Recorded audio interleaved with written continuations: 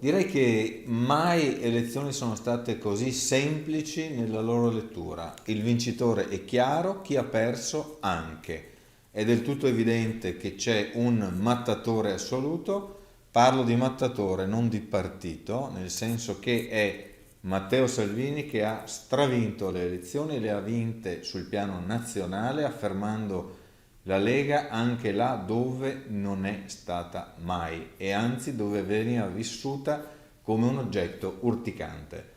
Dunque è lui il dominatore. A questo punto c'è da capire, e questo è l'aspetto che riguarda più da vicino il Veneto, se la Lega del Veneto saprà far valere le istanze di questo territorio meglio di quel che la DC Veneta, che era il principale azionista della DC nazionale, fece nella storia.